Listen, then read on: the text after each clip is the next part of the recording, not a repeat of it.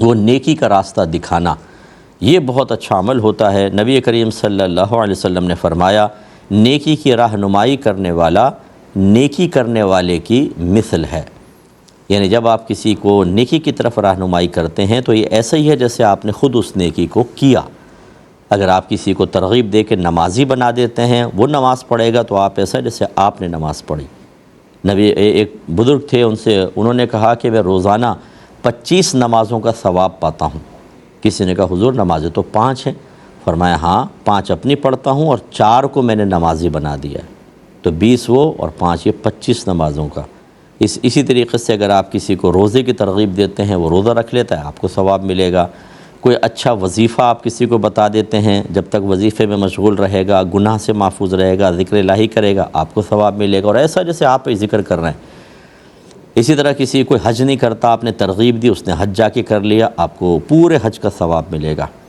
کوئی صدقہ نہیں کرتا، بخل کرتا ہے، آپ نے حکمت سے سمجھا کے اس کو خرچ کرنے کی طرف مائل کر دیا، تو اس کے تمام صدقات کا ثواب جو آپ کی ترغیب پہ وہ کر رہا ہے، وہ اس کا ثواب آپ کو بھی ملے گا۔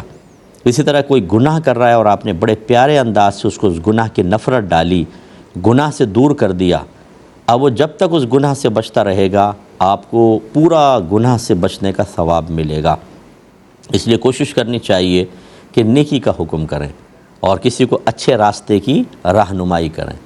اب اس کا جسٹ اپوزٹ بھی ذرا ہمیں دیکھ لینا چاہیے نا، کہ بعض برائی کو عام کرنے میں لگے پڑیں، کسی کا ذہن گندا کرنا، کسی کو گالی دینے پہ اکسانا، کسی کو کسی کے خلاف کارروائی پر لگا دینا، لیگ پولنگ کرنے پہ لگا دینا، کسی کو بلیک میل کرنے پہ لگا دینا، بہت سے سوشل میڈیا پہ بیٹھ کے گندی چیزیں ڈال کر اور لوگوں کو ترغیب دے رہے ہیں کہ اس غلاظت میں تم بھی مبتلا ہو جاؤ۔ تو جیسے اپنی ویڈیوز ڈالنا الٹی سیدھی، اپنے گھر والوں کو ساتھ ڈانس کروا رہے ہیں، دیگر چیزیں ہو رہی ہیں، اور وہ ڈال دیا، اب اس میں جی اتنے لوگوں نے دیکھا، پھر وہ ایک دم کوئی ترغیب دے دیتا ہے، اتنی ارننگ ہو رہی ہے اس کے اوپر، بس وہ قوم بعض اوقات لگ جاتی ہے پیچھے۔ دوسرے نے بھی ایسی برائیاں شروع کر دیں، جس نے یہ سٹارٹ کیا اس کے لیے گناہ جاریہ، گناہ جاریہ، گناہ جاریہ۔ تو اس لیے یہ چیزیں بھی سمجھنی چاہیے، اچھائی کا راستہ دکھائیں، برائی کا راستہ نہ دکھائیں، ورنہ تباہ و برباد ہوں گے۔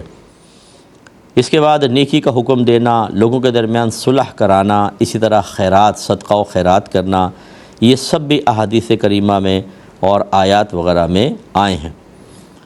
جیسے قرآن میں اللہ نے بیان فرمایا کہ ان کے اکثر پوشیدہ مشوروں میں کوئی بھلائی نہیں ہے سوائے اس کے جو صدقہ کرنے کا حکم دے، یا نیکی کا، یا لوگوں کے درمیان صلح کرانے کا، اور جس نے اللہ تعالیٰ کی رضا جوئی کے لیے کام کیے تو ان قریب ہم اس کو اجر عظیم عطا کریں گے۔ دیکھیں اس میں تمام اعمال کا ذکر ہے۔ اسی طرح اگر سائل آ جائے تو اس کو نرمی اور ملائمت سے لوٹانا، یہ بھی ایک بہت اچھا عمل ہے۔ قرآن میں اللہ نے بیان فرمایا کہ نرمی سے بات کرنا، درگزر کرنا اس صدقے سے بہتر ہے جس کے بعد تکلیف پہنچے۔ اور حدیث میں ہے کہ دوزخ کی آگ سے بچو خواہ کھجور کے ایک ٹکڑے کے صدقے سے، اور جس کو یہ میسر نہ ہو وہ کوئی اچھی بات کہے۔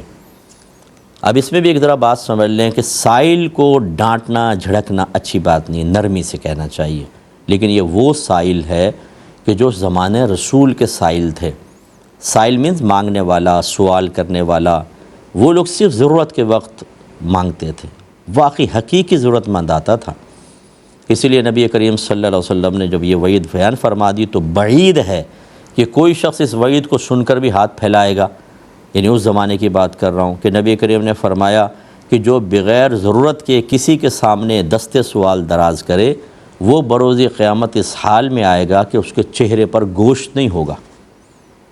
کتنا مکروہ چہرہ لگے گا، یعنی ذلیل و رسوا کر دے گا اللہ تعالیٰ اس کو۔ حضرت عمر فاروق رضی اللہ تعالیٰ عنہ سے کسی نے کچھ مانگا تو آپ نے خادم سے کہا اس کو دے دو، دے دیا۔ تھوڑی دیر بعد آپ نے دیکھا وہ آدمی پھر مانگ رہا تھا تو آپ نے خادم کو بلا کے تھوڑا ڈانٹا کہ جب میں نے کہا تھا اس کو دو تو سائل نہیں، تم تو سوداگر ہو۔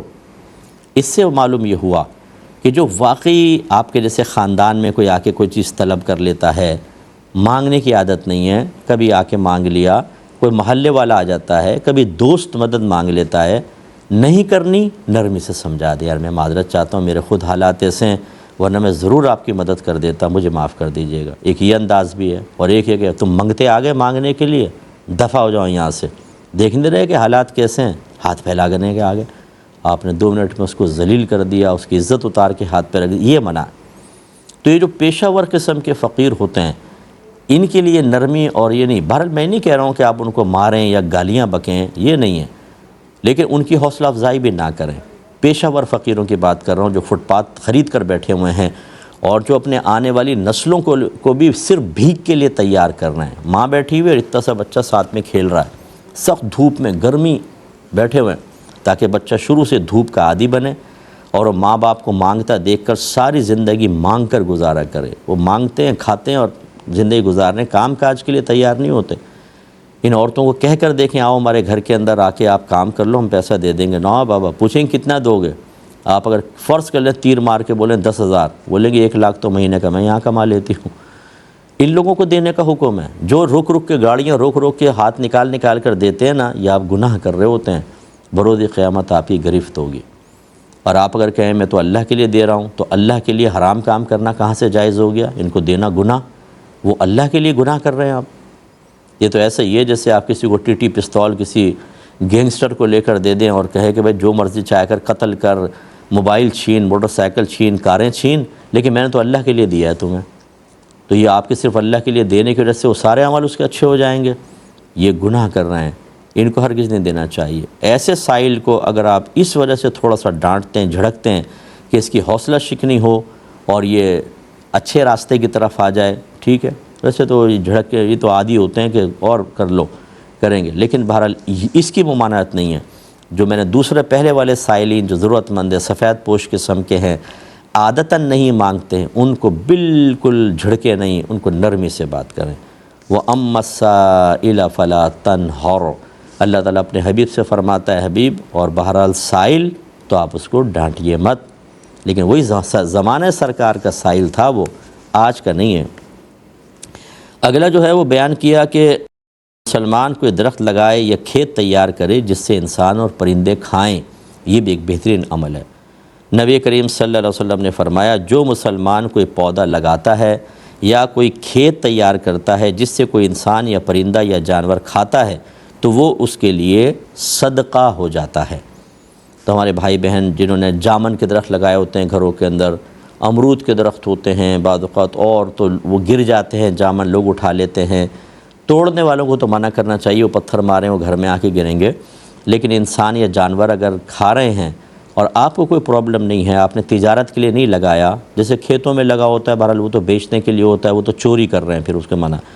یہ بھی غلط ہے کہ آپ مالک سے پوچھے بغیر آپ نہیں توڑ سکتے ہیں، لیکن اگر آپ اجازت دے سکتے ہوں تو دے دیں، کہ اس میں فائدہ یہ ہوگا کہ جتنے جانوروں کو تو خیر آپ روک نہیں سکتے، وہ جتنا کھائیں گے اوپر بیٹھ کے کھا لیں گے، لیکن انسان بھی اگر کھا رہا ہے اور آپ کو نقصان نہیں پہنچا رہا تو یہ آپ کے لیے ایک صدقہ شمار ہوگا، یہ ذہن میں رکھیں۔